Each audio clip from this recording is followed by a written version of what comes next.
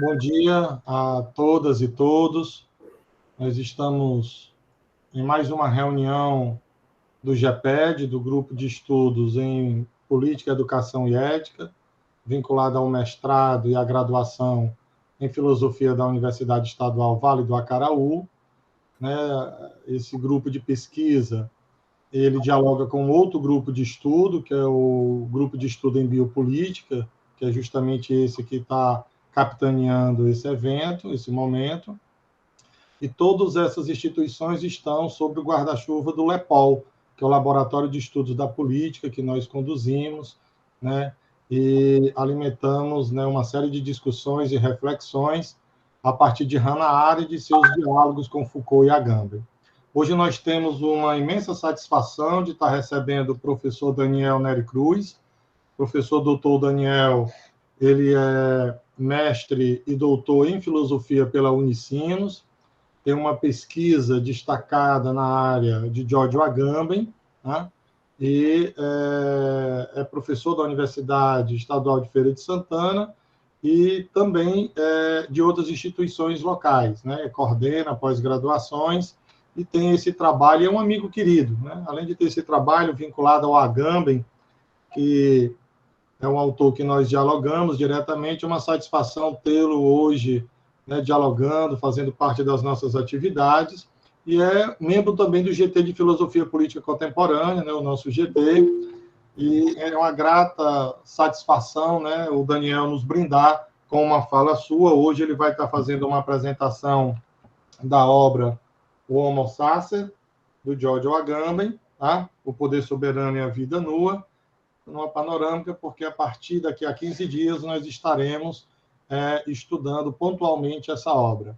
E o Daniel vai, vamos dizer assim, abrir os caminhos para nós. Daniel, bom dia, muitíssimo obrigado pelo convite, sei que nós estamos todos repletos de trabalho, de atividades, sua generosidade é incrível, muito obrigado, passo a palavra para você, meu querido. Primeira coisa, muito obrigado, Ricardo, cumprimentando aí aqui a nossa mesa aqui virtual, na pessoa do Ricardo, um amigo, também agradeço pelo convite, me sinto honrado também por fazer parte do grupo, poder falar para todos aqui. Cumprimento também todas as professoras, os professores aqui presentes, os estudantes, pesquisadores em mestrado e doutorado. Cumprimento os estudantes também de graduação, alguns alunos meus aqui também presentes. É uma honra falar para todos e espero que nessa manhã a gente possa compartilhar conhecimentos e ter um debate bem saudável para pensarmos as nossas questões, as questões da política, da biopolítica, da democracia. Eu vou fazer uma fala, eu costumo geralmente utilizar alguns recursos, mas aqui eu vou trabalhar como a obra é densa, Aparentemente, ela parece ser uma obra que você possa ler ela rapidamente, tirar suas interpretações, tirar os seus debates, seus discursos, mas ela é uma obra muito rica e muito complexa. Então, eu preferia aqui fazer esse formato mesmo de diálogo com vocês, conversando, tá bom? Vou projetar, não sei se aqui tem como projetar, deixa eu ver, tem. Só uma parte aqui do texto mesmo do livro, e a gente vai conversando, que eu acredito que seja a parte problemática, de onde nós vamos desenvolver toda a pesquisa aí que o Agamben tem com a obra. Mas antes disso, é interessante falar que o Homo Sacer 1, que é o Poder Soberano e a Vida Nua, ela faz parte de um projeto filosófico do Agamben denominado próprio Homo Sacer.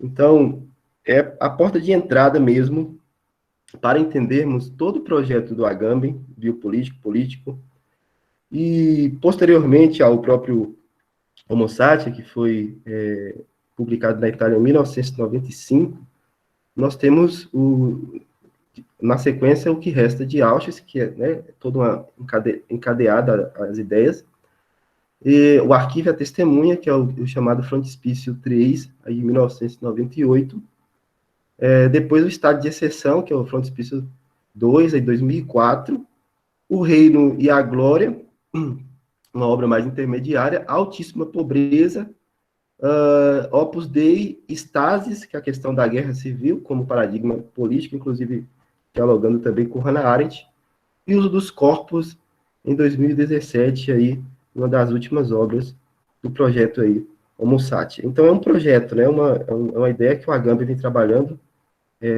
há anos, né, e que no Brasil ele ganhou muita força, primeiramente mais ali no Sul, depois fui pegando também o Nordeste, agora Norte e Nordeste trabalhando bastante, né.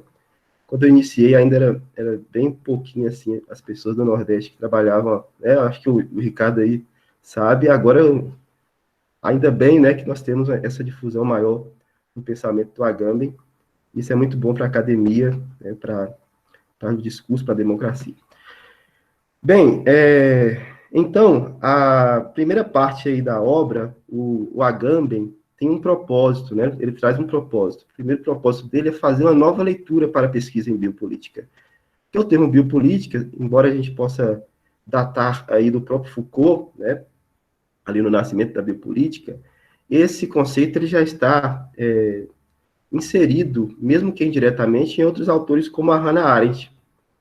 Então, essa obra é interessante porque ele vai partir de duas influências que ele tem, dos dois diálogos que ele tem com dois autores, mais autores, eu pego esses dois que são os principais aqui para a nossa pesquisa, que é o Michel Foucault e a Hannah Arendt. Então, logo no início da obra, ele vai retomar aquela distinção entre bios oicos e bios. Eu acredito que vocês já estejam estudando aí, que já tem um tempinho, né, que estudam biopolítica, e explora essa reação entre política e vida, né, a relação entre política e vida, denunciando também e repensando a tradição política no Ocidente, na sociedade ocidental, sob a luz dessa relação entre poder soberano e vida nua. Então, o foco aqui da pesquisa do Agamben, dessa obra, é o encadeamento, a relação que nós temos ao pensar a política a partir da soberania e do conceito de vida nua que ele vai cunhar a partir dessa obra. Então, analisando esses termos, né, analisando o termo bios, a vida política, a vida ética, que ele chama de vida qualificada, e a Zoé, o simples fato de viver, ele incita e inicia uma investigação, como já havia também feito a própria Hannah Arendt na condição humana, embora não com esse termo biopolítica. Mas a Hannah Arendt, de certa forma, ela tem ali, né, todos os traços de que ela traz, né, a questão, na modernidade, da administração da vida, na política moderna e contemporânea. E voltando a essa distinção que os gregos fazem, né, os gregos distinguindo vida qualificada, vida política, e vida enquanto zoé, e vida enquanto ou econômica, mantinham sempre separadas essas esferas. Então, o lugar da zoé é a casa e da bios a polis. Então, o Agamben já vai fazendo essas distinções, volta, né, inclusive citando a Hannah Arendt, citando o Foucault, né, assinala que eles manifestam aí, a partir das suas análises, essa condição também da modernidade, que é a condição como objeto próprio da política, de que o objeto próprio da política não é mais a bios, mas a zoé, né? Foucault já utiliza o termo, mas a Hannah Arendt não, mas ela já delimita essa distinção. Inclusive, também a grande parte da obra da Hannah Arendt, ela vai nesse caminho, né? Que ela, inclusive, tem umas críticas, tem umas polêmicas aí sobre a questão da economia, se ela, né, que a Hannah Arendt faz essa distinção, e ela traz também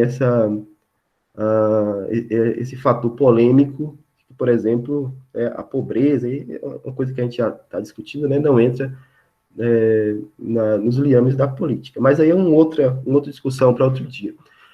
O fato é que o Agamben ele vai pontuando. Foucault, através dos conceitos de biopolítica, biopoder, referencia o processo, mostra como o Foucault vai referenciando esse processo pelo qual, por meio da formatação dos Estados nacionais, a política ficou encarregada da vida biológica das pessoas. Mostra também como Arendt já havia expressado na condição humana que a vida biológica ocupou também o centro político, e vai traçando esses limites nos dois autores. E um fato que vai chamar a atenção, que eu quero, inclusive, até aqui espelhar para vocês, que chama a atenção do Agamben, é o ponto em Hannah Arendt, que, segundo ele, aí nós podemos, né, posteriormente no nosso debate, entrar na discussão, se vocês concordam, se vocês podem dar a opinião de vocês, né, quanto à visão do Agamben, é que é um fato que chama a atenção dele, é justamente que a Arendt não vinculou suas análises da condição humana, lá na obra dela, com as reflexões realizadas sobre o totalitarismo no século XX. E aí também ele traz a outra problemática. De um lado a Hannah Arendt, do outro lado agora o Foucault, né? Também Foucault tampouco investigou as análises do poder, estendendo-as aos campos de concentração de extermínio, que, segundo ele, são locais por excelência da biopolítica. Então, a Agamben, ele tem uma tarefa aqui. Essa é a problemática que dá, assim, um impulso à obra. Eu vou espelhar aqui, Ricardo e pessoal, peço para vocês aqui uma licença, tá? Para que a gente possa, a partir do autor, eu fiz aqui realcei aqui o texto, que a gente possa observar essa problemática que ele traz aqui, ó. Olha o que ele traz. Tá ok para ver aqui? A fonte quer que aumente mais ou tá bom? Tá ótimo. Então, olha lá. Por outro lado, já no fim dos anos 50, Hannah Arendt havia analisado na condição humana o processo que leva o Homo laborans, e com este a vida biológica, como tal, a ocupar progressivamente o centro da cena política do moderno. Era justamente a exprimada da vida natural sobre a ação política que Arendt fazia, aliás, remontar a transformação e a decadência do espaço público na sociedade moderna. E aqui está o ponto que eu estou querendo que vocês, né, tenham bastante atenção aqui. Que a pesquisa de Arendt tenha permanecido praticamente sem segmento, olha, e que Foucault tenha podido abrir suas escavações sobre a biopolítica sem nenhuma referência a ela, acho interessante, né? Ele busca aí os créditos, né? É testemunho das dificuldades e resistências que o pensamento deveria superar nesse âmbito. E justamente a essas dificuldades, subi demais, devem-se provavelmente tanto o fato de que, na condição humana, a autora, curiosamente, não estabeleça nenhuma conexão com as penetrantes análises que precedentemente havia dedicado ao poder totalitário. Quanto à circunstância também singular de que Foucault jamais tenha deslocado a sua investigação para as áreas por excelência da biopolítica moderna, ou seja, o campo de concentração e a estrutura dos grandes estados totalitários do 900. Então, veja bem, né? Com essa pequena abertura aí, logo na introdução do livro, o Agamben já manifesta uma problemática aqui, que eu considero que ele coloca uma grande lacuna entre esses dois autores. E essa lacuna, que, assim, no meu entender, né, lendo aqui as obras do Agamben, é que vai impulsionar, justamente, dar o pontapé inicial para as suas pesquisas, para todo o projeto Homo Sapiens. Então, é interessante essas fontes, né, inclusive aqui no grupo que vocês trabalham, né, o Foucault, a Hannah Arendt, como o Agamben, ele eu não vou colocar dependência, mas como ele parte, né, de uma estrutura, e ele monta a sua própria estrutura e toma uma autonomia no seu pensamento. Que ele poderia ficar ali repetindo, como muitos filósofos, muitos autores fazem, repetindo, né, sendo gravador. Mas não, ele parte aí agora para uma questão interessante, que é, eu considero aqui uma materialização dessas pesquisas. Ele coloca, tira da forma e coloca na história o fato, né, e o local onde nós podemos dizer que se fermentou ou inchou ali o que nós chamamos de biopolítica, que seria o campo de concentração. Então, até então, né, claro, Hannah Arendt fala, o Foucault vai falar, mas não faz a conexão, segundo o Agamben. Eles não fazem a conexão do que eles descobriram. A Hannah Arendt, ele dá aí um crédito, dizendo que ela, tudo bem, por um momento, talvez não deu tempo, assim como na vida do espírito ela não conseguiu concluir, mas talvez não deu tempo ou ficou inconclusa, e o Foucault também da mesma forma. Então, partindo dessa problemática, né, nós temos o quê? Que agora, com essa lacuna e com esse direcionamento, o Agamben se propõe essa tarefa. Que tarefa é? Preencher essa lacuna deixada tanto por Foucault como por Arendt. Pois ele acredita que ambos, tanto a Hannah Arendt como Foucault, deixaram sem resposta a questão. A questão da relação entre vida biológica, vida capturada, vida administrada pela política e o poder totalitário.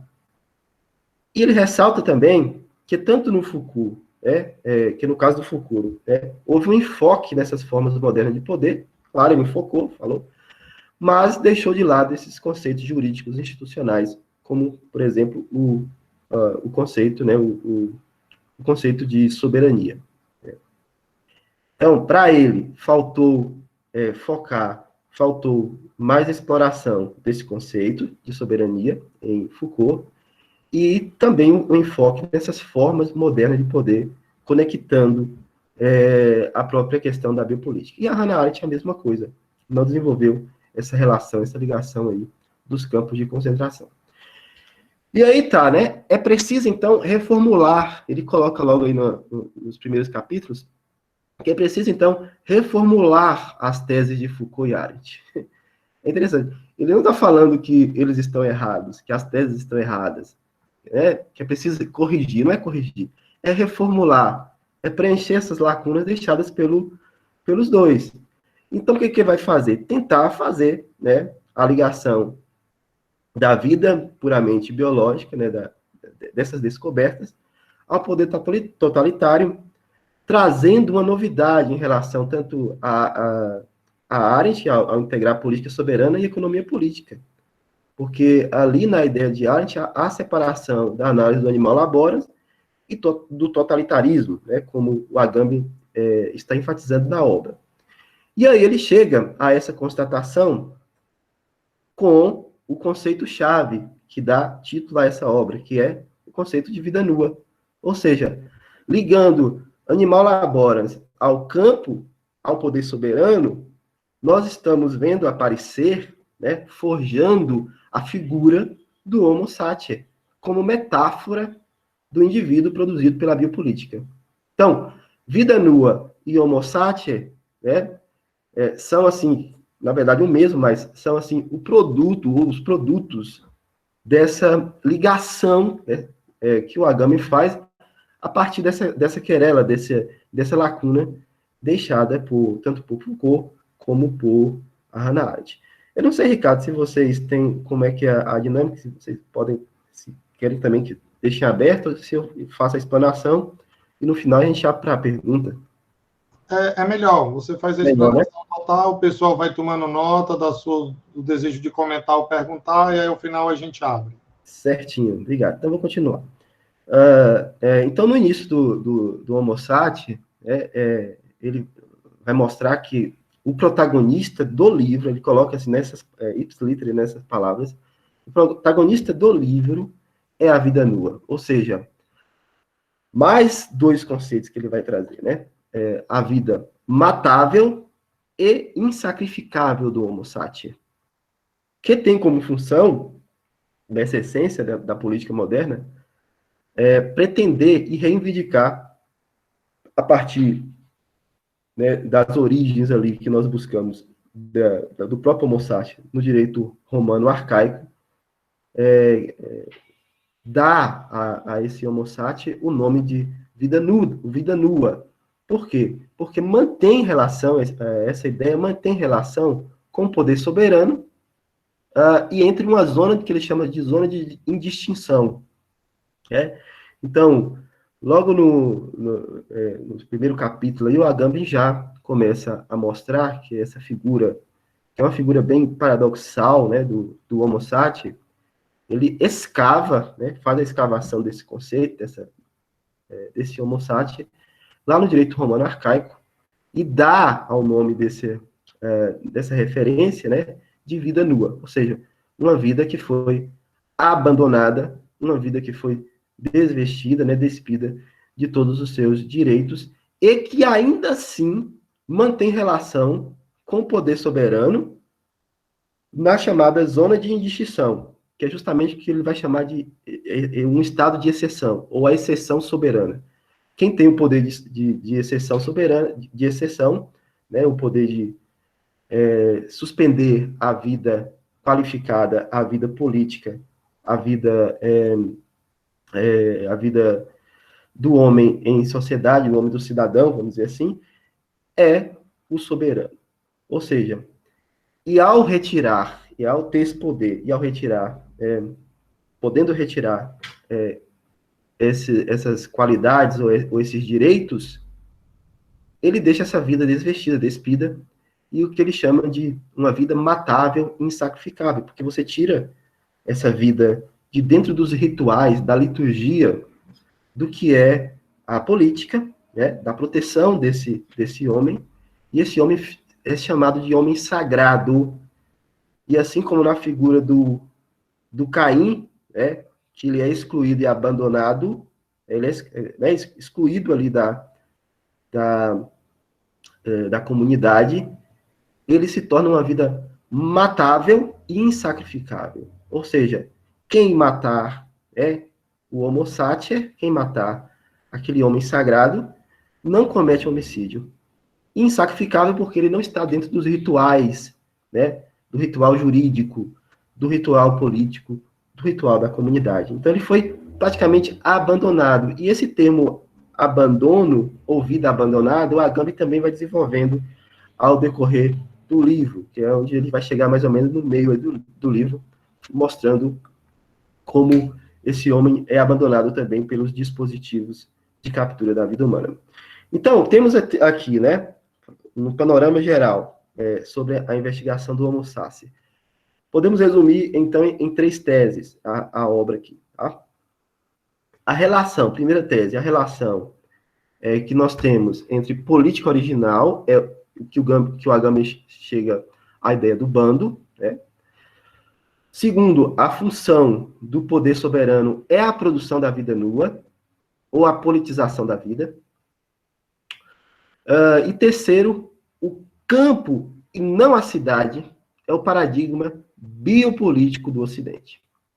Então, 3 pontos aqui importantes nessa obra que o Agamben vai explorando e aí a gente vai conversando aqui sobre cada ponto desse aí. A gente, ao final, abre aí para as perguntas sobre essas 3 dimensões aí que o Agamben apresenta na obra. Daniel, então, vou falar. Poderia repetir só a primeira tese, a relação entre a política original? A relação sobre o bando, né? A política original, que é o bando, o abandonado, depois que ele vai trazer, né? E o segundo ponto é a função do poder soberano e a produção da vida nua, é a politização da vida. Terceiro, o campo e não a cidade como paradigma biopolítico do Ocidente.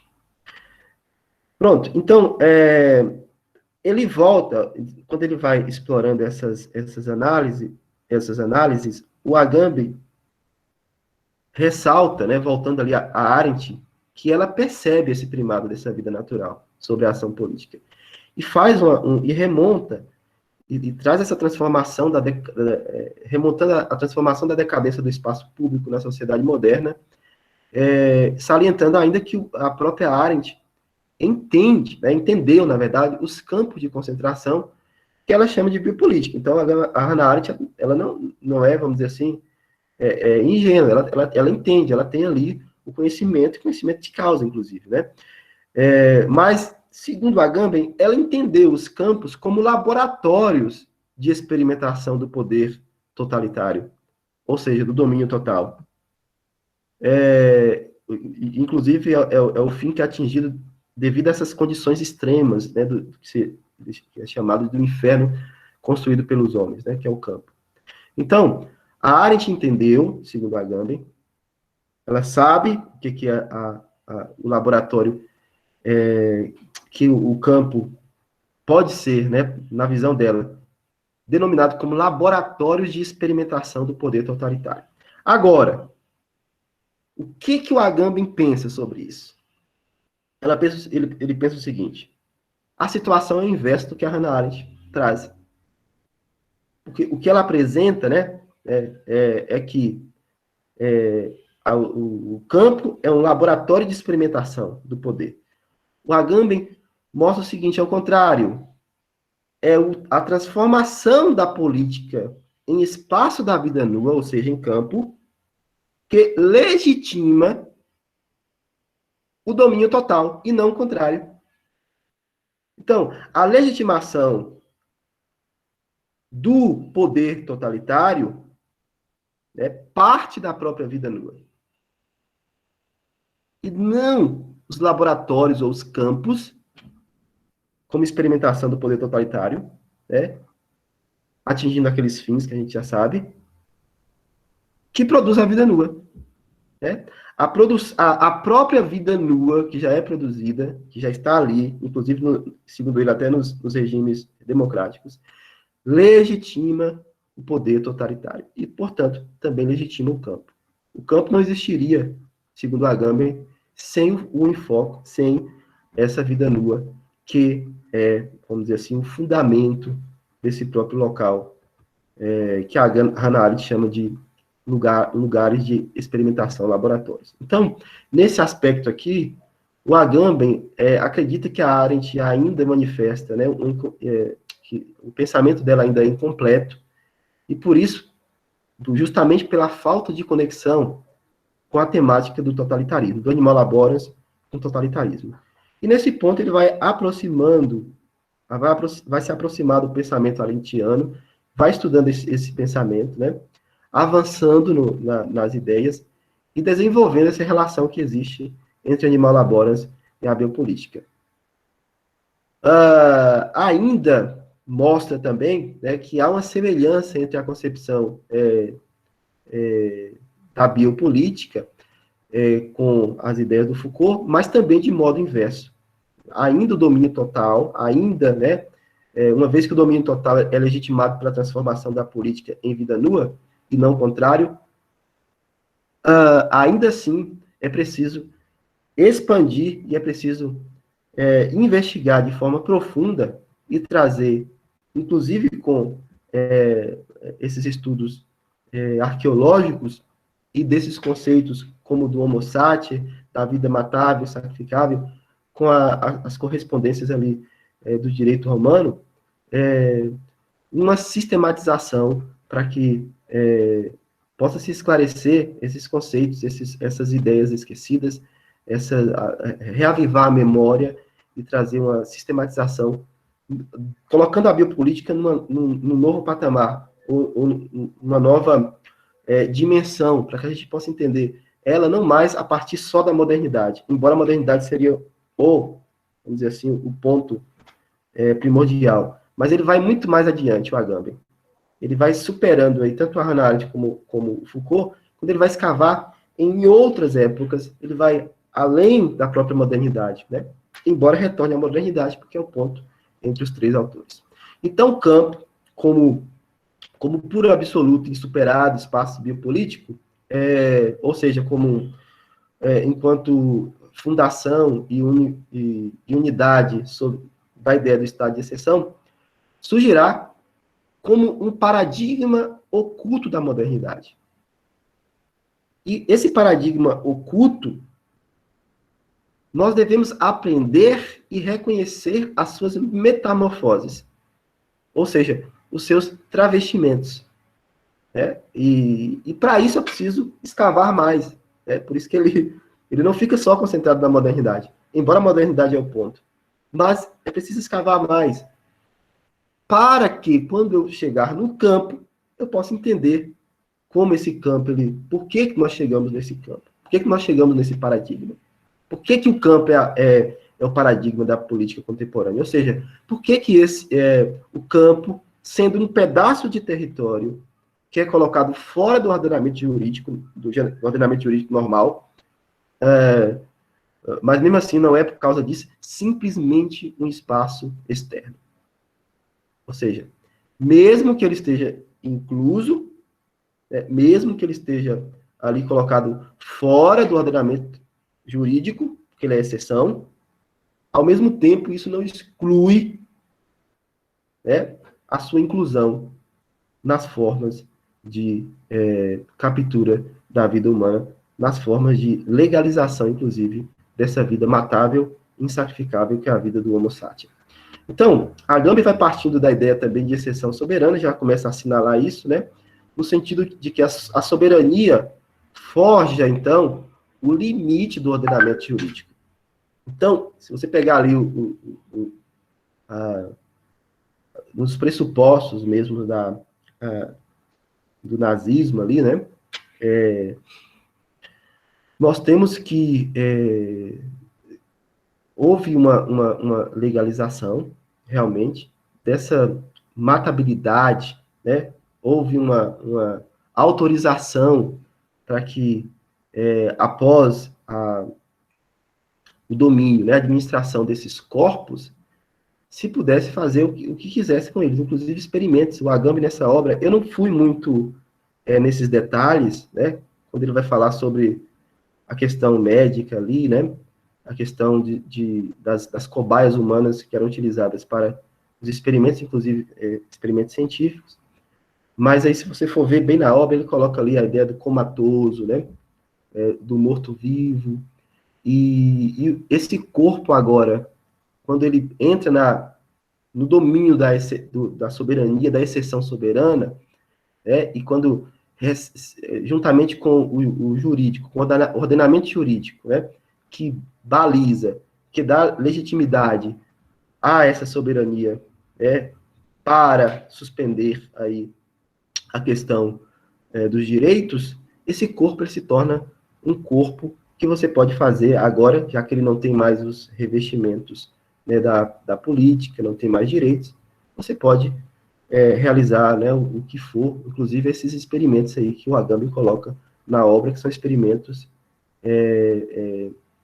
em que os corpos, né, por exemplo, de judeus, né, são colocados como cobaias para que pudesse desenvolver as pesquisas lá em medicina, né? Bem, então, o Agamben vai explicitando essas leituras também quando ele chega na ideia da exceção com Schmitt, né, e traz o paradoxo da soberania como aquele no qual ele bebe dessa fonte de Schmitt, né? A soberania é o paradoxo no qual o soberano está, ao mesmo tempo, dentro e fora do ordenamento jurídico. Ou seja, ele é a própria figura da exceção, né? E o soberano ainda é muito mais. É aquele no qual o ordenamento jurídico reconhece o poder de proclamar o estado de exceção. E ao mesmo tempo que ele reconhece isso, ele tem a prerrogativa de suspender a validade do ordenamento.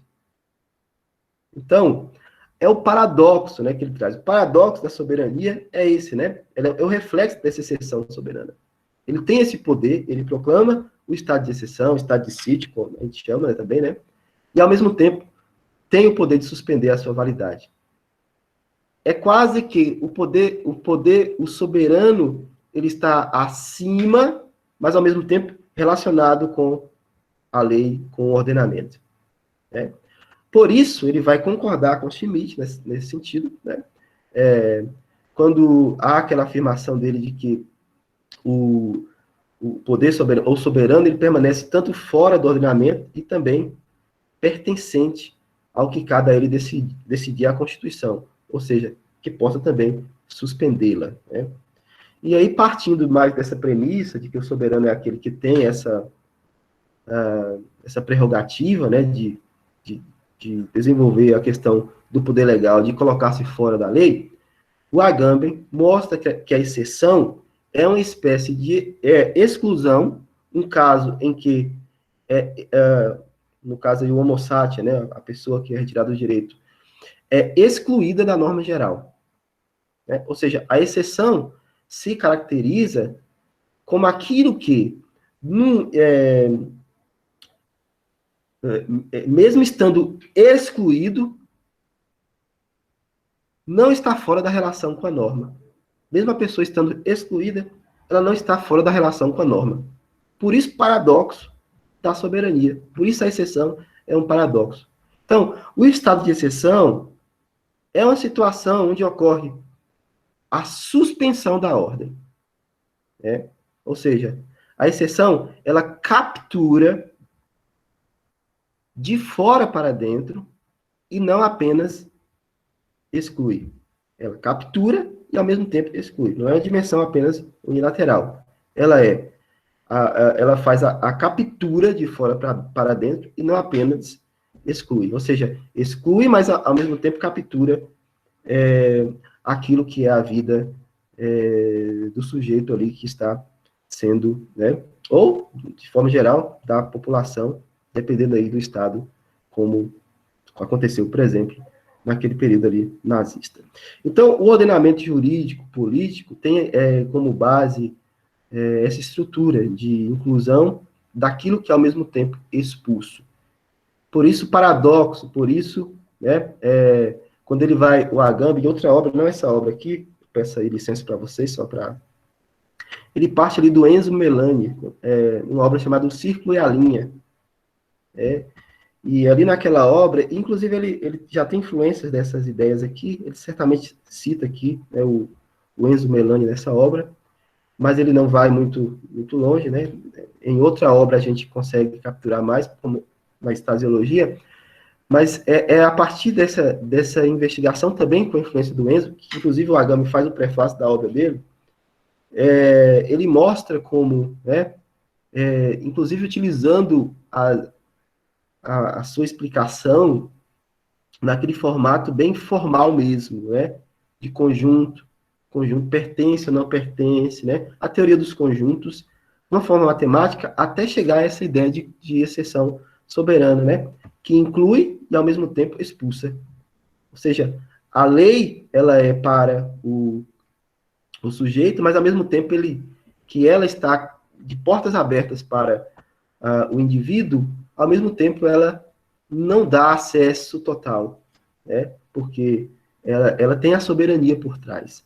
Então, a lei, mesmo que esteja, teoricamente, formalmente, direcionada ao sujeito, ao indivíduo, ela expurga esse indivíduo nessa relação de soberania que o Agamben traz aí nessa obra do Enzo Melani. Mas voltando aqui à obra nossa aqui do dia, né? O soberano, então, para Agamben, não decide entre lícito e ilícito, mas ele decide no que ele chama de a implicação originária do ser vivente. Ou seja,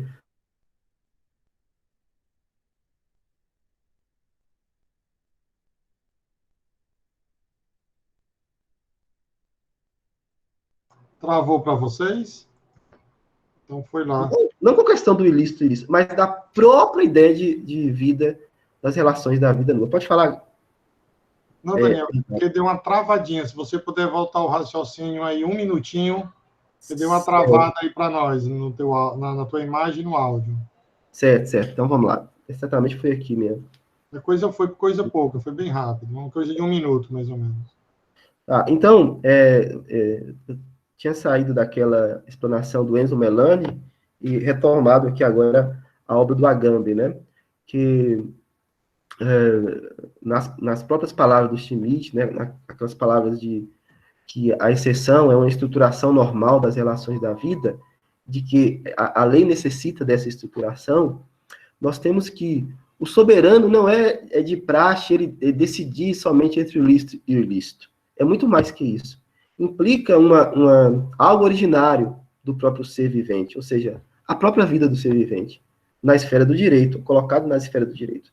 Tanto é que o Agamben, mais à frente, e em outras obras, principalmente, ele vai cunhar, né, ele vai pegar emprestado aí esse conceito do Foucault, de dispositivo, e ele vai considerar o direito, né, como dispositivo nesse contexto de captura da vida humana.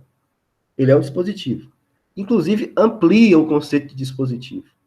O Foucault, ele, segundo o Agamben, ele ficou muito restrito ali naquelas formas modernas e tal, mas ele amplia muito mais a ideia de dispositivo. E o direito, claro, para ele, passa a ser um dispositivo. Parece uma visão negativa que o Agamben tem do direito, mas não, ele inclusive é formado em direito e filosofia, né? Mas ele faz a crítica como essa estruturação, ou esse poder que foi cunhado, né, nessa dimensão totalitária, como é perigoso, né? Como isso é perigoso para a própria democracia, inclusive a própria democracia é criticada pelo Agamben, mas não, vamos dizer assim, totalmente, né? Tem suas... Inclusive o direito também faz parte e deve ser aplicado, mas nesse contexto ele se torna realmente um dispositivo, né? E por isso ele vai iniciar esclarecendo sobre essa ideia de captura, aí a sua normalização pelo ordenamento jurídico, sua estrutura de soberania, trazendo que o direito tem o caráter normativo, ou seja, a norma, no sentido próprio do que a gente entende desse esquadro, não porque comanda, não porque prescreve, mas enquanto deve, né, antes de tudo, criar o âmbito da própria referência, que nós chamamos, a referência aqui do livro dele, na vida real, da normatização, ou normatizar no sentido de incluir essa relação soberania e vida nua.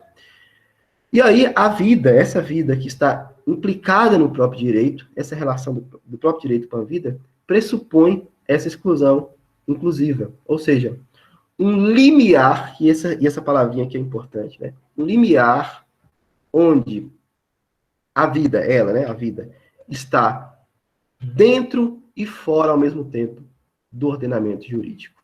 Ou seja, esse limiar que a Agamben ressalta aqui é o lugar da soberania.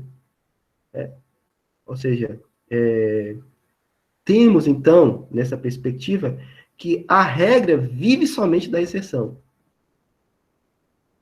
Aquele velho paradoxo, né? A regra só há porque há a exceção. E o direito não possui, aqui na perspectiva de Agamben, outra vida além daquela que consegue capturar dentro de si através da inclusão inclusiva, ou seja, da exceção. E aí, essa exceção, que é nutrida dentro dessa estrutura, mostra que sem a vida nua, né, a própria exceção, o próprio conceito de exceção, é letra morta. Ou seja, só faz sentido porque nós temos aí um objetivo nos dispositivos aí modernos dos estados, inclusive nacionais, de captura da vida humana. Então, nesse sentido, nós temos que o direito não teria existência, ou seja, sem a própria dimensão de controle da vida dos homens. Então, o direito só tem sentido, só faz sentido, só tem existência nessa perspectiva aqui, né, de biopolítica, pela própria dimensão, ou seja, pela própria captura da vida nua ou da vida dos homens. Daí a decisão que sobra, né, que tem ao soberano, vai traçando esse limiar, essa indiferença entre interno, externo, inclusão, exclusão, no qual a vida é excepcionada, basicamente, pelo direito. Mas na obra, mais à frente na obra, o Agamben ele vai ainda traz aí, aquela primeira parte que coloquei ali da versão originária da política, é a relação de exceção ou da vida em relação com o bando. E ele diz que o bando, nós podemos traduzir aí a ideia de bando, da exceção com o bando, o reflexo da exceção com o bando, na figura daquele que foi banido pela lei, aquela pessoa que foi excluída, banida pela lei, e mesmo banida pela lei, não foi colocada para fora, nem indiferente a ela, mas apenas abandonado. Abandonado por quem? Pela própria lei. Então, o banido, né, aí vocês podem pegar aquela figurinha lá do Caim, né? O Agamben usa algumas metáforas, inclusive teológicas, gente, né? Vocês vê lá o Reino e a Glória, é metáfora teológica, que é o modo como o governo no Ocidente ele se comporta, é um modo que ele chama da máquina do biopoder. A máquina do biopoder, a máquina que transforma, que versa em duas dimensões, né? A soberania e o controle da própria administração da vida. E ele busca metáforas teológicas, como, por exemplo, a oikonos, a oikonomia da salvação, né? Que é a versão teológica, por exemplo, das pessoas da Trindade. Segundo ele, a Trindade ali seria o reflexo de como funciona o mecanismo, né, do poder no Ocidente. Até hoje, né, esse poder ainda naquelas dimensões, por exemplo, dos três poderes, e aí vai. Mas, o que é importante aqui na questão do bando que ele traz, é que aquele que é banido, aquele que é excluído, ele pega a figura teológica do Caim, né? E o Caim, ele foi expulso, né, por Deus ali, e Deus deixou um sinal nele. Por isso ele é considerado um homo sapiens, um sagrado, né? E que ninguém podia matar o Caim, né? Ninguém podia matar. Mas, se matasse, não cometeria homicídio. Ou seja, não cometeria um crime. Por quê? Porque ele foi banido dos rituais. Ele foi colocado fora. Mas, ao ser banido, ele não foi, de certa forma, totalmente excluído. É interessante o paradoxo, né? Da soberania. Né? E nem é indiferente a ela, por quê? Ele foi apenas abandonado por essa lei. E ao abandonar, por exemplo, Caim abandonado ali, a lei, né? Que é a lei da época ali, que é a lei divina, sei lá, né? Podemos pensar assim. O expõe e o coloca em risco. Por quê? Ele está no limite em que a vida e o direito até a própria vida, que é um direito interno e externo, se confundem. Por quê? Olha, ele foi abandonado, mas ao mesmo tempo Deus deixa lá uma ordem, né? Ninguém pode matar Caim. Mas se matasse, não cometeria homicídio. Aqui agora pensando na questão da exceção, do bando, do que foi banido. E segundo Agamben, pegando essa metáfora, nós temos que o bando também é figura, o banido é figura do que seja a vida matável e insacrificável, a vida nua. E aí ele vai exemplificando, né? Ele vai trazendo essa relação entre bando e soberano, também com a questão messiânica, né? Essa questão do homem sagrado, a partir da interpretação do Kafka, né? De Franz Kafka, daquele guardião que fica ali na porta, né?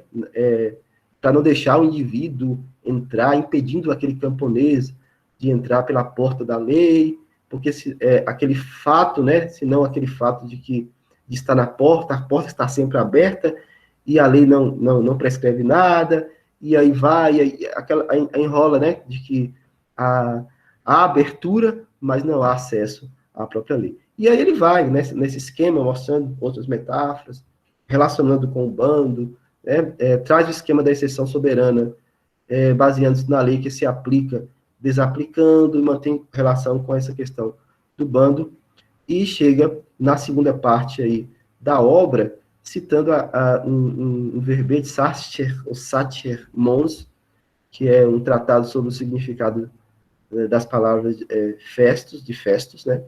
Segundo o qual esse Sacher Mons, esse verbete, conserva a memória de uma figura do direito romano, que a gente acabou de falar antes, né? Que faz a ligação pela primeira vez, direito romano antigo, né? Pela primeira vez entre a sacralidade a uma vida humana. Ou seja, é uma figura controversa, o Sartre, porque ele se manifesta características bastante contraditórias, né?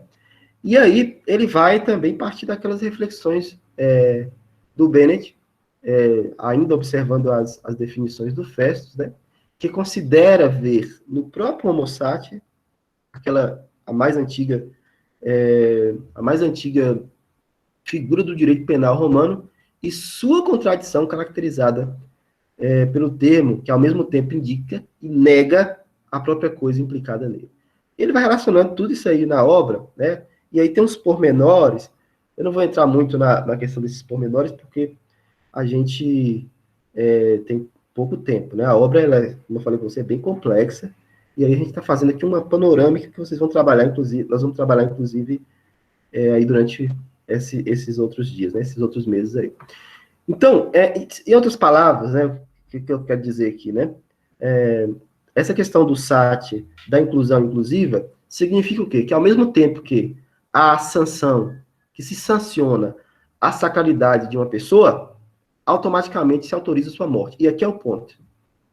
Então, no momento em que você sagra uma vida, que essa vida ela entra na questão da vida sagrada, ou do homo sati, essa pessoa automaticamente ela entra na zona de morte.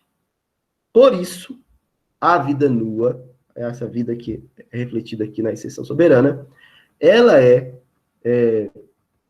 o ponto em que o soberano ele libera o assassinato de uma pessoa livre. Então, na prática, é isso. Libera o assassinato de uma pessoa livre. Na outra obra do Agamben, que é o Que Resta de Auschwitz, não sei se o grupo aqui vai... Quem sabe, né? Eu recomendo, é muito bom.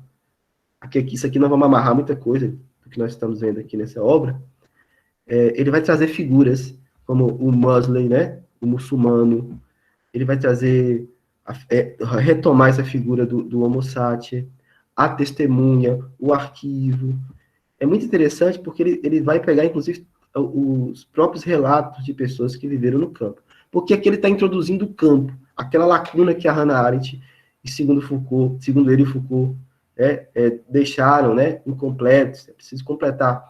E aí ele vai escavando o campo, até chegar no campo. Não sei se vocês estão reparando isso. Ele quer chegar no campo, porque o campo é o lugar onde né, o campo que é legitimado pela vida nua. Tanto é que o campo se confunde com a própria vida nua, né?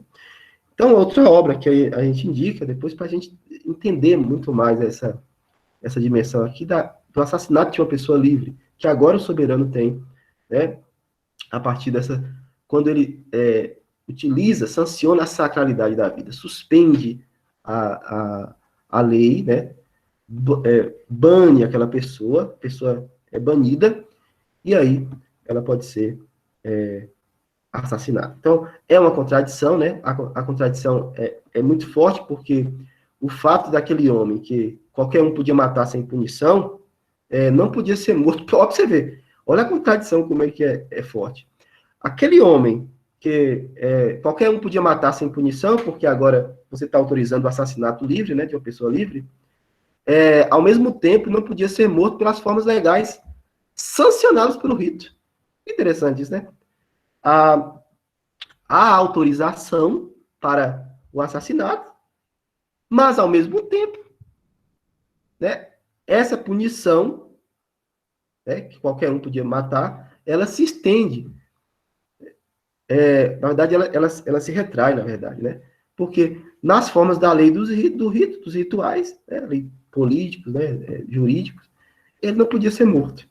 Né? Então é uma contradição muito grande. Por isso que é uma figura muito obscura ali, muito, muito forte ali no direito arcaico romano, o Homo sapiens. Então, há um mistério dentro da questão do Homo sapiens, porque qualquer um pode, né, que o Homo sapiens pode ser morto por qualquer um sem que haja sacrilégio.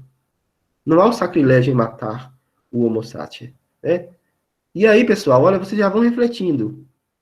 Qualquer um pode matar o Homo sapiens sem que se cometa homicídio. Estão ligando isso aí com o campo de concentração, com o nazismo, com os regimes totalitários. Né? Olha aí a ponte, olha a lacuna sendo preenchida, segundo Agamben, que não houve, né? Tanto em Foucault como na própria Hannah Arendt. Então, o que temos, então, é que há uma impunidade da morte e o veto do seu sacrifício. Né? Porque ele é matável e insacrificável. O sacrifício, a gente sabe, tem todo o ritual, tem toda aquela questão. Então, inclusive no próprio Que Resta de Auschwitz, o Agamben ainda vai dizer, né, no outro livro lá, que esse homem não é, né, por exemplo, o homem do campo de concentração lá, o que ele chama de Muslim ou muçulmano, ele não morre, não há uma morte, porque morte é algo que é uma, pelo menos o conceito, que traz dignidade. A morte traz a relação da dignidade. Morrer dentro dos rituais, seria mais ou menos, morrer com os direitos, né, dentro dessa liturgia toda. E o homo sapiens, lá o muçulmano, que é o judeu, né, ele morre sem esse direito. Então, você matou o quê? Um humano? Não, ninguém sabe o que é.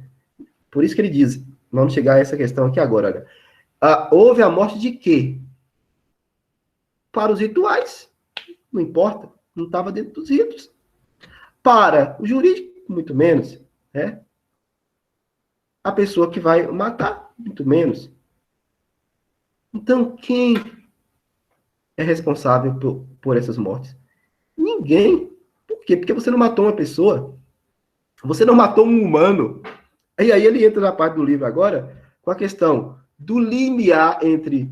E aí a exceção, né? Abre-se, né, a exceção aqui na própria ideia do homem sagrado, que é o limiar do conceito que é traduzido pelo ordenamento social romano, né?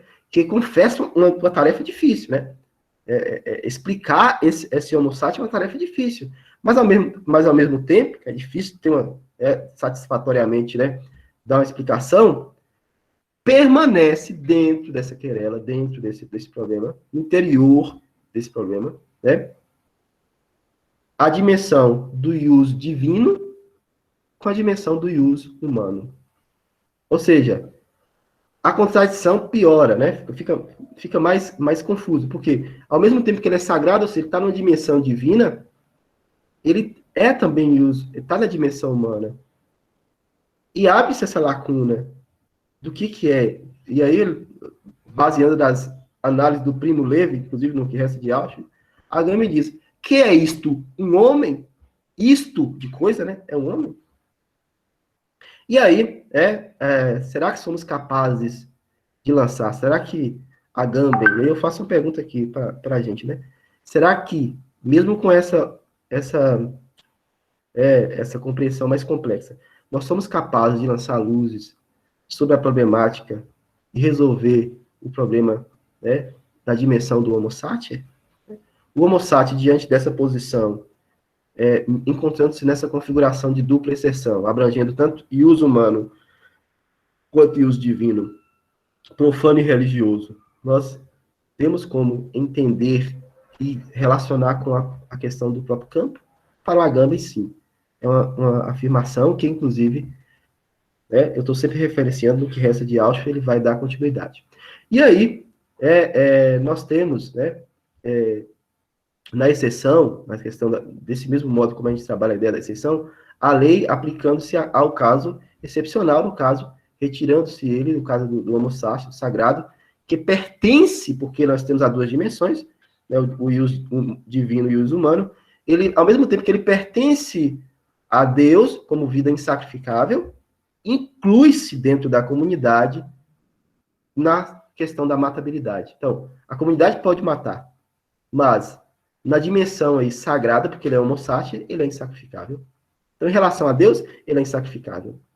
Em relação à comunidade, ele é banido, ele é matável. Então, temos aqui a vida insacrificável, contudo, matável. É a vida sacra, a vida do homo sapiens, a vida nua, a vida pela qual qualquer um, né, a vida que se pode dispor sem necessidade de celebrar sacrifícios e sem cometer homicídios.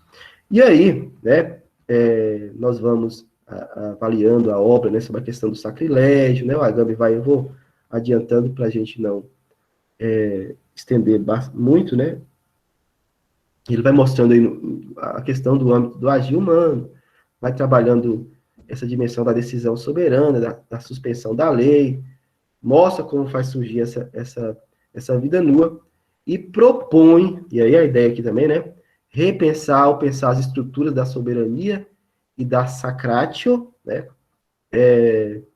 não estão, de certo, esse tipo não estão interligadas. E a resposta é essa, né? Há uma conexão que surge, a conexão, ou ponto, tanto da vida sagrada como da soberania, o ponto é o Homo sapiens. Ou seja, aquela figura originária da vida presa no bando soberano, né? Que conserva a memória excluída e originária pela qual é constituída a esfera política. E aí nós temos a chamada politização da vida, e o Agamben traz um argumento, que é um argumento que afirma que a soberania, na qual se pode matar sem cometer homicídio, sem haver celebração de algum sacrifício, né? E essa vida capturada, né, nessa esfera sendo sagrada, essa vida sacra deveria, pelo menos nessa dimensão, ser colocada contra, é que é a profanação que ele fala, né? Deveria ser colocada contra o poder soberano, fazendo valer todos os seus direitos fundamentais, né? Expressando, ao contrário, sua sujeição ao poder de morte. Mas o que nós vimos, né, o que nós vemos, não é isso. E talvez aqui ele já começa a abrir rotas de profanação desse tipo de vida. E que ele vai explorar, inclusive, em outra obra, que é Altíssima Pobreza. Há um outro tipo de vida que não seja o tipo de vida administrada, que, inclusive, a Hannah Arendt tem essa intenção, né, de escapar dessa vida administrada. O Foucault também, ambos têm a mesma... Eu costumo dizer que ambos, Hannah Arendt, Foucault e o Agamben, eles têm um mesmo fim, uma mesma finalidade: desativar a vida administrada e abrir rotas para uma política que não seja uma política de captura da vida humana. E aí, com esses dispositivos jurídicos, né? E aí o Agamben traz a questão da profanação dessas. E na vida, na Altíssima Pobreza, ele traz uma rota, né? Que é a questão da vida, da forma de vida. É a forma de vida como abertura para se profanar esses dispositivos. Mas em outra leitura a gente pode trabalhar isso, né? Então, a figura do Homo sapiens, gente, aqui na obra, é relacionada à ideia do devoto. O Agamben começa a explorar agora a ideia da vida consagrada, a vida que é consagrada à própria vida dos deuses ínferos, né? Por exemplo, a metáfora que ele traz do devoto, aquele, né, uns colocam como herói, mas aqui é o devoto mesmo, né? Que vai, por exemplo, à frente para salvar a cidade de algum perigo, né? Então, o Homo sapiens e o devoto também têm uma relação, ele diz que são devotados, ou estão voltados à morte, e pertencem aos deuses. Por quê? Porque eles estão relacionados e ele é um sobrevivente, né? Ele faz lá o ato heróico, né? O ato devoto, salva a cidade, por exemplo, de um perigo, e ele sobrevive. Ele é um sobrevivente, né? E quando esse devoto é sobrevivente, e ele volta à comunidade, ele fica diante de uma situação embaraçosa. Que situação é essa, né? A indagação que o Agamben faz é o seguinte: qual o estatuto deste corpo vivente?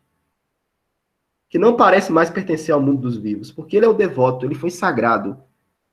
Ele recebeu todas as, né, recebeu todas as dimensões, vamos dizer assim, da própria comunidade em relação ao divino, para que ele pudesse salvar a cidade de algum perigo. Quando ele volta vivo, temos um problema. O que ele é? O corpo dele é o quê? O corpo vivente, né? Porque ele foi sagrado.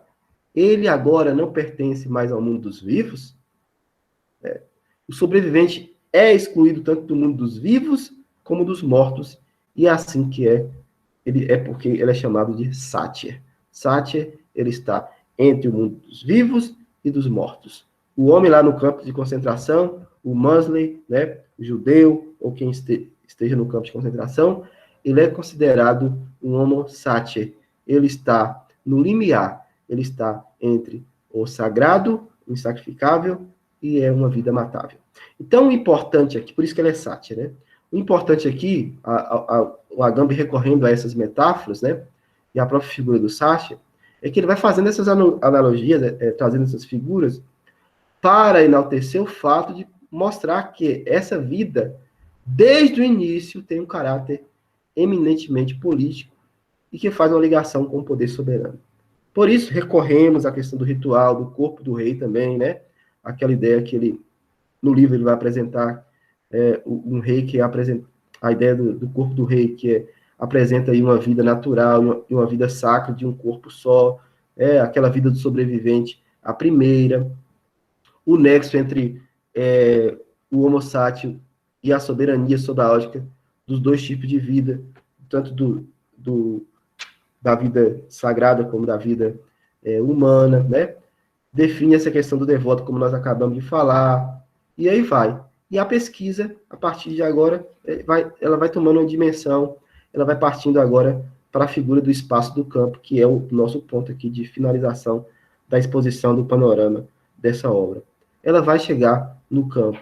Agora nós vimos aparecer, né, a partir dessa relação Mossad-soberania, a figura do espaço também, que é o campo, como paradigma político da modernidade. E aí o Agamben, recorre a outra metáfora ainda. Quem é que vive no campo? O refugiado. E o refugiado se relaciona ao campo de concentração mesmo agora, né? Então, com parentesco na ideia do paradigma da própria condição do refugiado, desenvolvido pela Hannah Arendt. Então ele vai buscar lá, em 1943, a Arendt escreve, se eu não me engano, é 43, depois vocês confirmam aí para mim, depois eu vou dar uma olhadinha, para não estar falando coisa errada. Ela escreve uma espécie de artigo para uma revista judaica, Menorá de Onon, e o título do artigo era Nós dos Refugiados. E nesse artigo ela relatava a situação dos judeus em busca de refúgios, né, em outras nações para sobreviver à questão do nazismo. E aí, isso influencia também essa tese arendtiana, né? Aparece também nas ideias do Mosley, do estado de exceção e da biopolítica desenvolvida por Agamben, a partir daqui já, mas de forma mais ampla, em outras obras dele, como o próprio O que Resta de Auschwitz, no Sátia 2, Altíssima Pobreza, esse ponto de partida dos refúgios, né? Dos refugiados. E a figura do refugiado, ela é também central para entender aqui a dimensão desse livro, da exceção soberana. Porque o refugiado é aquele que perdeu todo o direito e que vive à procura de assimilar uma nova identidade nacional. Então, para Agamben, faz sentido analisar a situação desses imigrantes, por isso que ele recorre a Arendt, pois a questão tornava-se, né, e torna-se hoje, cada vez mais atual. Então, a pertinência daquele refugiado para Agamben não é só por uma atualidade sociológica ou filosófica, mas porque o refugiado é hoje mesmo, aqui falando, o limiar em que a soberania mostra seus limites e seu esgotamento na figura do Estado moderno, Estado-nação moderno, e no modelo dessa cidadania criado pelo Estado. Então, o Estado que deveria cuidar dessa figura, né, que é o refugiado, que traz também a noção do Sátia, ele é paradoxal a coisa. Aquele que deveria criar as condições para a vida, né, com seus direitos, ele é justamente aquele que vai produzir os refúgios, os refugiados. Então, o problema, ele vai mostrando que não atinge só a Europa, atinge também outras categorias, é um problema mundial. Então, essa figura do refugiado, ele traz aqui para que possamos também entender essa metáfora que se desenvolve na própria filosofia política, né? No que ele chama dos limites de uma comunidade da política que vem. E aí o Estado-nação, ele mostra, fracassou as políticas de organização dos refugiados, e fracassa até hoje, né? Então, muitas nações que os haviam naturalizado como cidadãos revogaram, na época lá, né, milhares de pessoas, desnaturalizando-as, né, desnacionalizando-as, como foi o caso, por exemplo, na França, ali em 1915, na Bélgica, em 1922, na Itália, e aí vai, vários países. E aí o Agamben vai acrescentando essas pesquisas da Arendt, né, e mostrando que o declínio do Estado-nação e o fim dos direitos do homem mostra um paradoxo interessante. Que paradoxo é? Justamente essa figura do Estado que eu acabei de falar, que deveria ter encarnado, né, os direitos do homem por excelência, traz, na verdade, uma um resultado negativo, que é o refugiado. E aí constituímos a crise desse cenário, né, que até hoje nós temos em voga, né, com a questão dos refugiados. E aí ele traz essa questão, esse problema para o indivíduo a partir dessas reflexões da Arendt, né, em que a Arendt, na condição humana, vai afirmar, né, que precisamente a vida individual, aquela que passa a ocupar aquela posição antes ocupada pela vida do corpo político, passa a ser a vida, né, dimensionada nessa questão de refúgio. E insistindo que a Arendt não vai muito além disso. Ela dá poucos, segundo ele, ela dá poucos acenos entre os nexos do direito do homem e o Estado Nacional, e sua indicação permaneceu sem seguimento. Ele retorna a isso, né, aí na obra, e observando que essas declarações dos direitos, pela qual essa figura original, ou a inscrição dela na vida natural, no ordenamento jurídico do Estado, não foi ligada, né, corretamente a essa lacuna que ele tenta preencher. E aí a gente já está finalizando, né, aqui, é perceptível, então, que o ponto que nós temos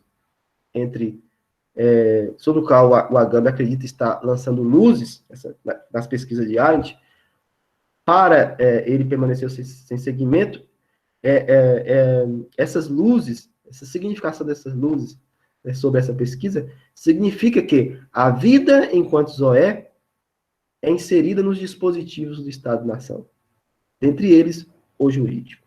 Assim, há uma costura, né, é costurada toda a ideia sobre a vida, enquanto bios e zoé, quanto o Estado-nação, dispondo como terreno e estrutura de legitimação da vida política. O que o Estado traz?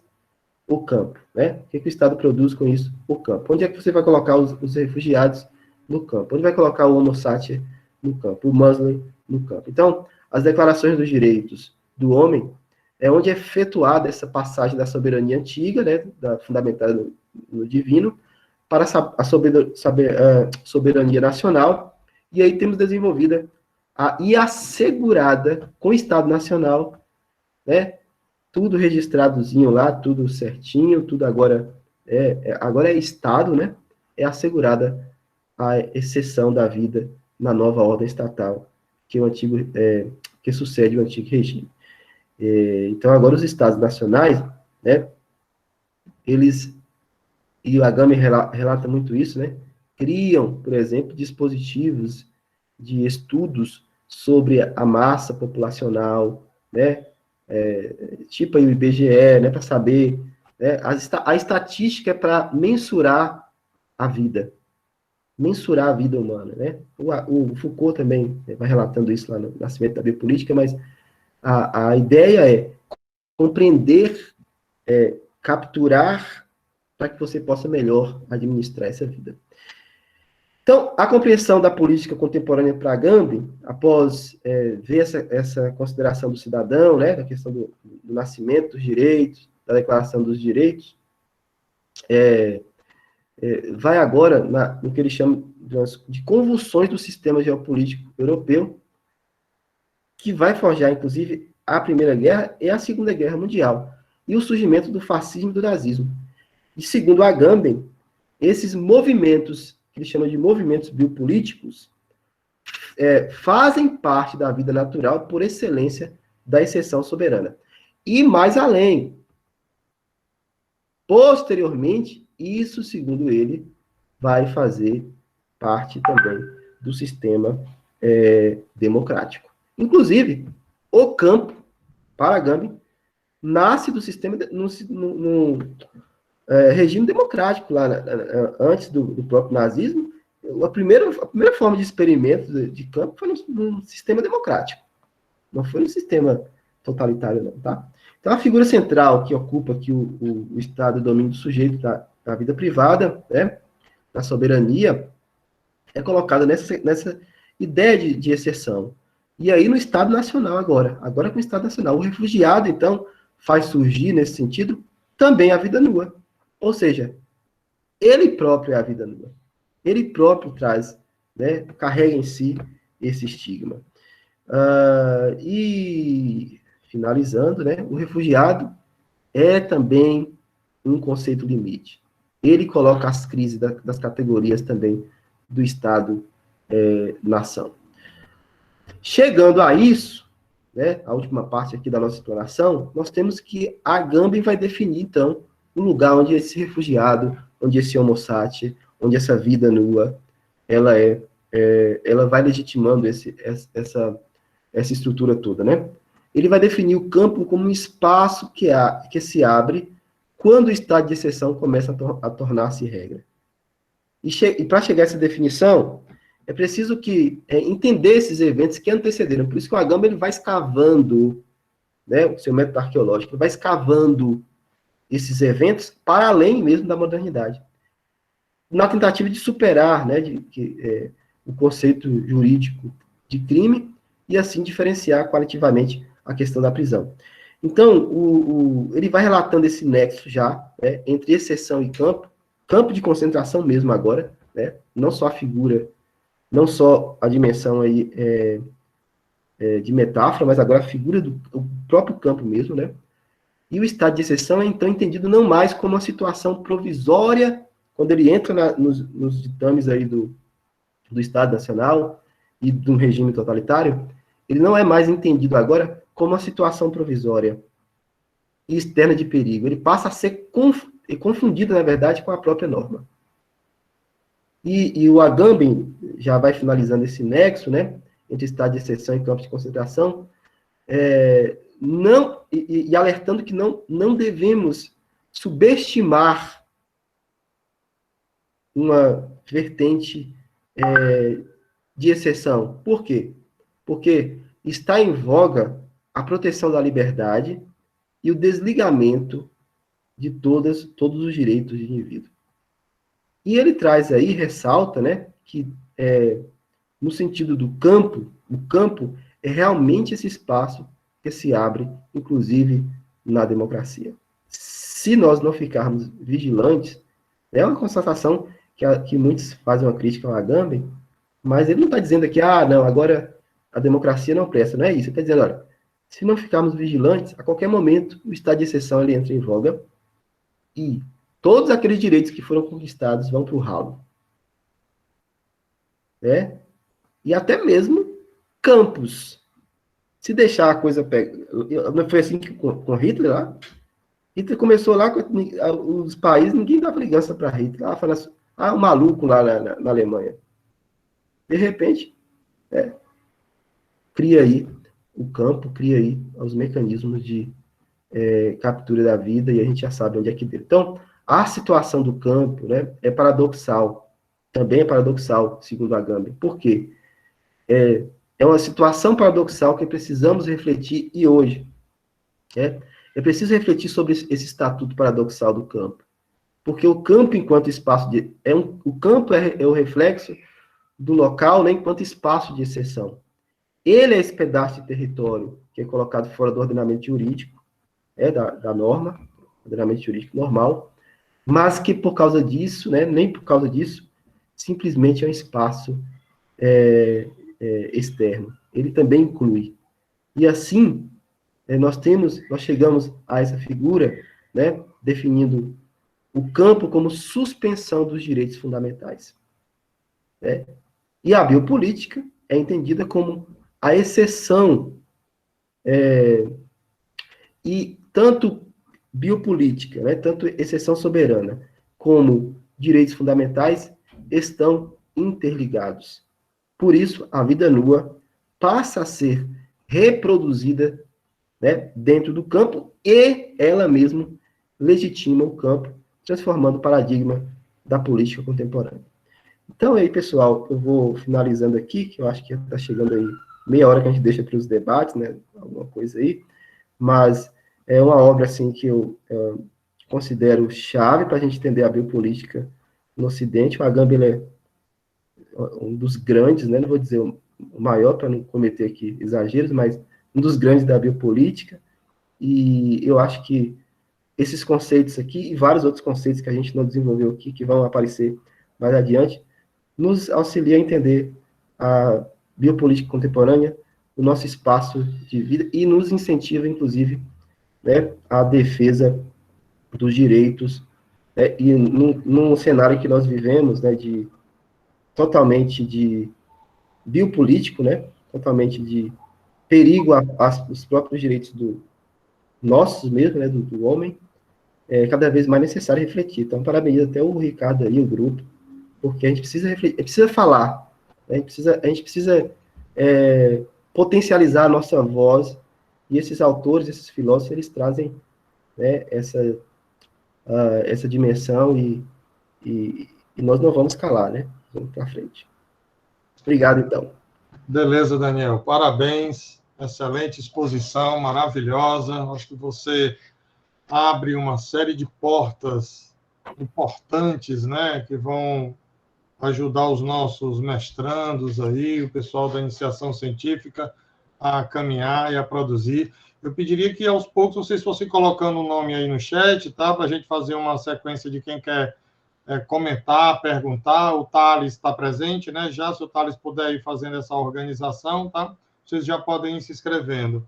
Então, além de parabenizar o Daniel, como ele iniciou a fala dele fazendo uma provocação, né, que é o Agamben que faz e ele se apropria, enquanto o pessoal se inscreve, eu gostaria de comentar, né?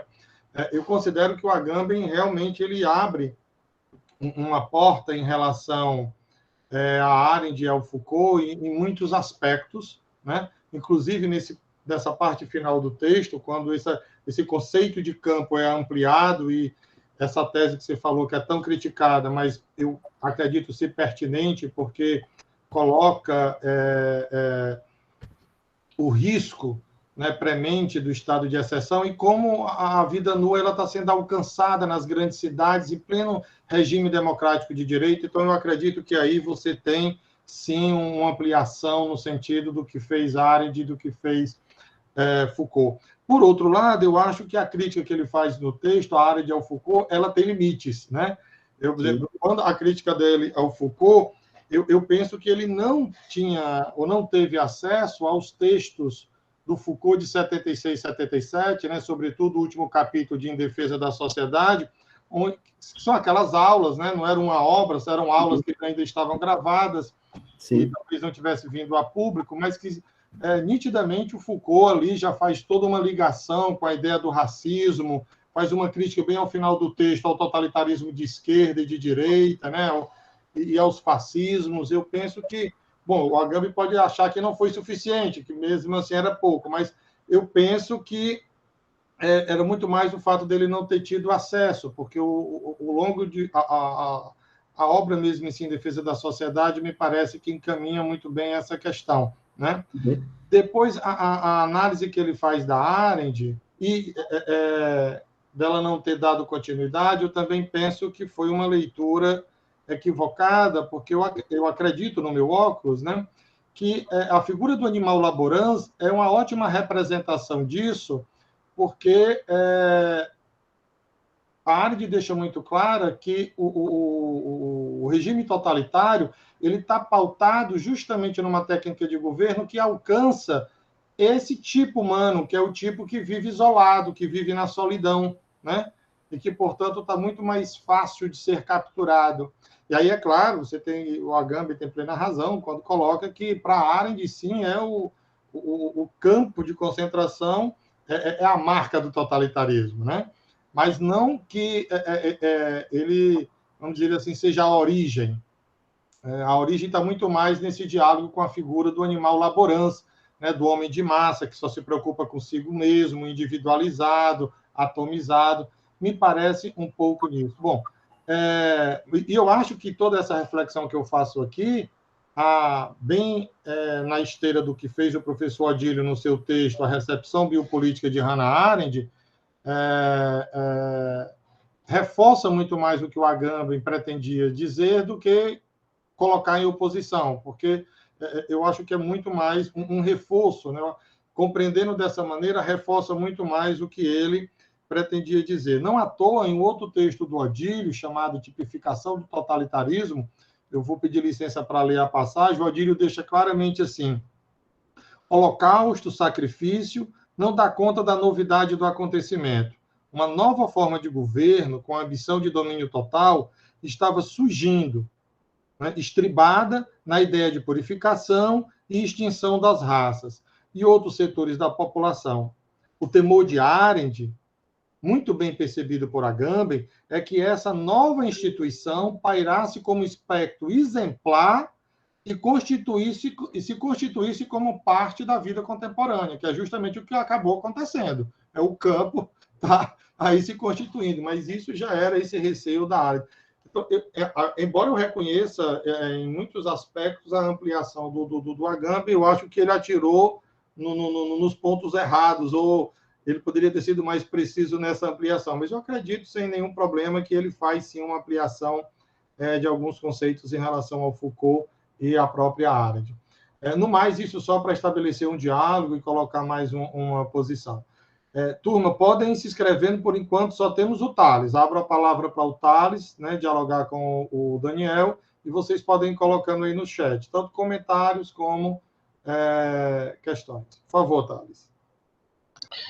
Bom dia a todos, bom dia, professor Daniel. Primeiro, dizer do prazer de lhe ouvir, eu que utilizo seus textos na minha pesquisa de mestrado.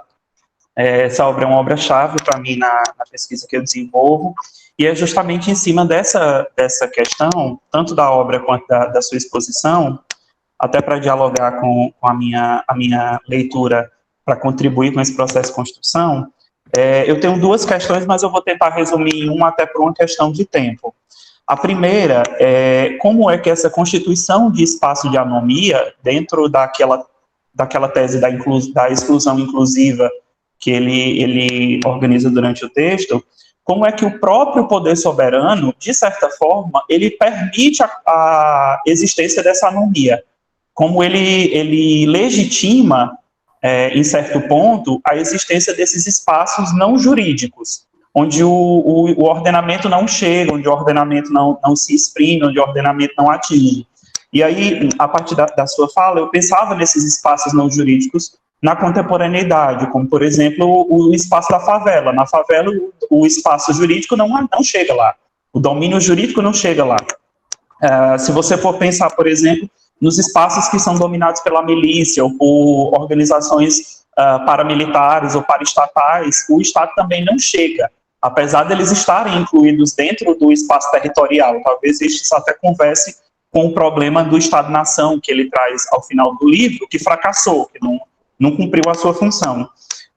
Como também as próprias comunidades, numa evocação ao elemento primordial, né, a ideia do bando soberano, como essas próprias comunidades que se apartam do Estado e que criam uma lei própria, o escritório do crime, ou os próprios justiçamentos populares, que é o meu objeto de estudo, como é que esses elementos são, de certa forma, permitidos pelo Estado, como é que o Estado diz assim, deixa acontecer, vamos deixar que ocorra, vamos permitir que vamos permitir que o nosso poder não chegue até lá, que a nossa ação soberana não atinja esses lugares, porque a partir dessa permissão, ou seja, dessa garantia de suspensão, que nós podemos incluir a exceção, ou seja, a partir dela que a gente pode subir a favela, no caveirão e atirar. É a partir dela que a gente pode matar sem ser punido, em chacinas, como a gente viu recentemente o caso da chacina do Jacarezinho. Ou seja, como a própria suspensão se torna, dentro da mão,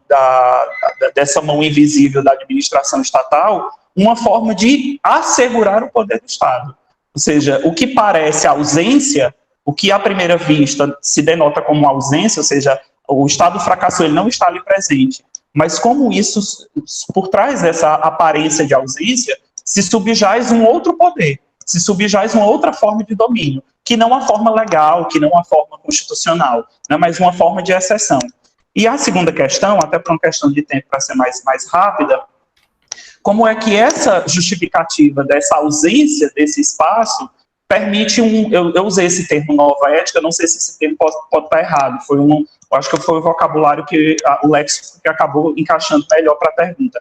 Como isso permite uma nova ética, uma ética da morte, por exemplo, assim, matar sem se sentir culpado, num viés jurídico, ou seja, você não vai ser responsável juridicamente, portanto, você não vai ser culpado pelo assassinato, e ao mesmo tempo não é pecado, ou seja, você está fora do julgamento do ius divino também, porque se é uma nova ética, não há pecado. né? Ou seja, não há uma punição própria da sensibilidade de pecado. Nós matamos porque a gente quer preservar a família, nós matamos porque nós queremos preservar a sociedade. E preservar a sociedade é sagrado, preservar a propriedade é sagrado, preservar a vida dos homens bons é sagrado. Então, como essa condição de matabilidade, ela acaba até criando uma nova ética, que exclui essa condição de culpa e de pecado, né? Eu até me lembrava, nesse diálogo feito com a Arendt, da figura do Eichmann. O Eichmann não se sente culpado por cumprir ordens, por estar fazendo aquilo que o Estado determina que ele fizesse como um bom burocrata. E, de certa forma, subjaz, apesar de alguns autores colocarem uma espécie de culpa ou de pecado, ou de uma sensação de depois pedir perdão a Deus pelo ato cometido, mas ele faz em nome de Deus, ele faz em nome do Estado, que é sagrado, ele faz em nome da família ou do povo alemão, que é sagrado.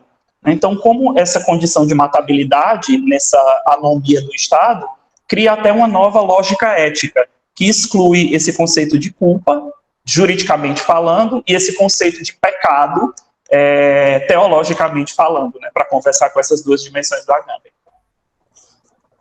Perfeito. Eu posso aqui? Vamos aqui logo aqui, né? Por favor. Muito obrigado, então, Thales. Muito obrigado também, Ricardo, pela contribuição. Eu tenho, aí na contribuição do Ricardo, também tem essas, né? Eu acredito que o Agamben, muito mais, ele tentou realmente explanar, né, essas, ele chama de essas lacunas, mas sob uma perspectiva mais de complementação, acredito, né? Pelo menos a ideia que ele passa, e não de uma crítica, vamos dizer assim, negativa, né? Ele está bebendo da Hannah Arendt o tempo todo, né? Bebendo ali da fonte do Foucault.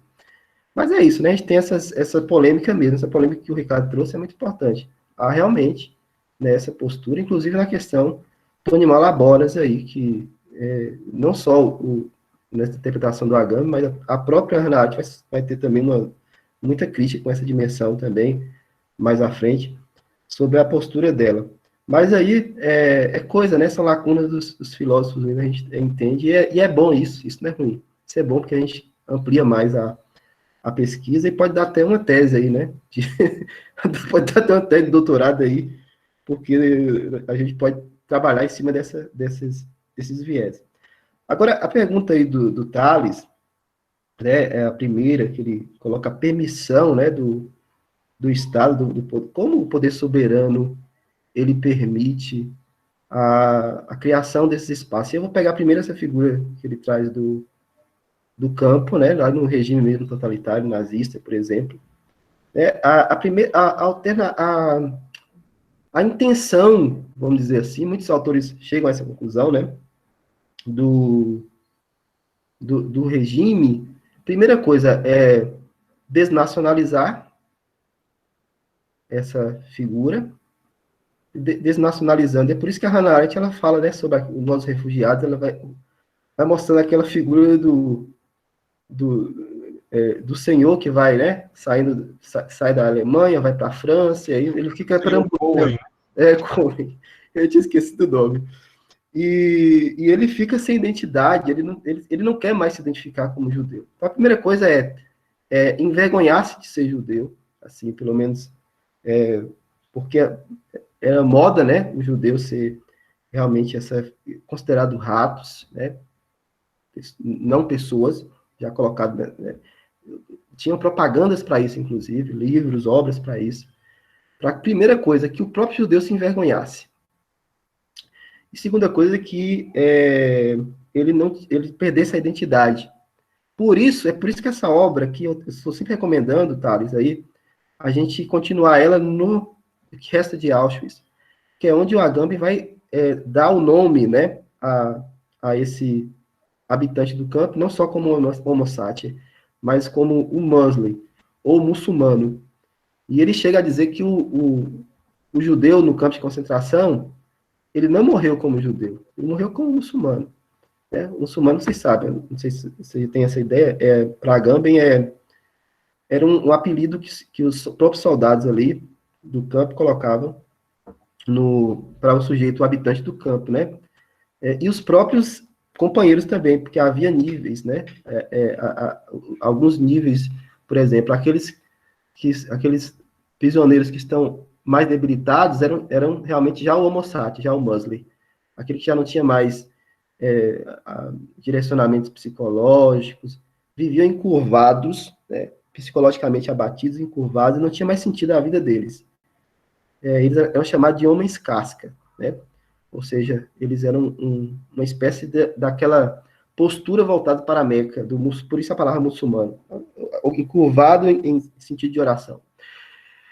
E, então, o objetivo, né? O objetivo, assim, é que o judeu não seja, né? E ele não é só judeu, eu estou falando judeu aqui apenas como um ponto, não é só judeus, né? Mas ele não morreu como judeu, ele morre como muçulmano. Então, toda a perspectiva é retirar a nacionalidade, né?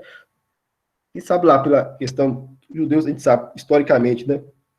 Um povo que tinha um poder econômico, cresce rápido, né? Toda a dimensão ali que vocês sabem, e sempre aquelas ideias, né? Que o totalitário fala, vai tirar os empregos, tem nacionalismo muito forte e tal, e tem que valorizar, no caso ali, o ariano e tal.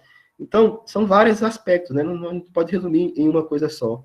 Mas a ideia do soberano, né? Aqui do jurídico, ela vai muito nessa dimensão de desnacionalizar e retirar, e aí eu vou ligar com a última pergunta do Tales, que foi sobre a questão do sentir-se culpado de uma nova ética, né?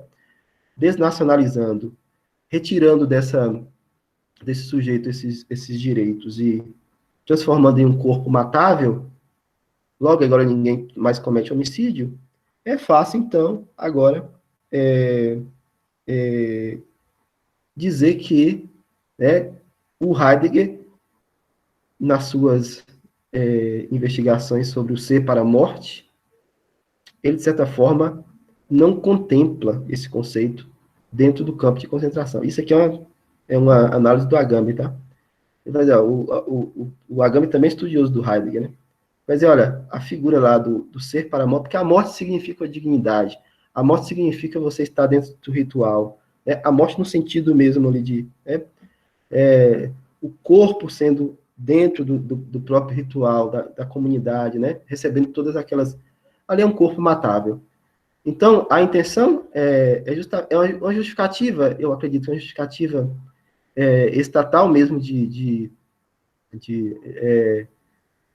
do mecanismo ali nacional, né, o Estado ali, e da ideia da raça pura, né? Realmente, são muitos aspectos. No Brasil, aí, como você fala da questão da favela, eu acredito que o Agamben, de certa forma, interpreta isso como um fortalecimento desse argumento, do próprio argumento dele. Por quê?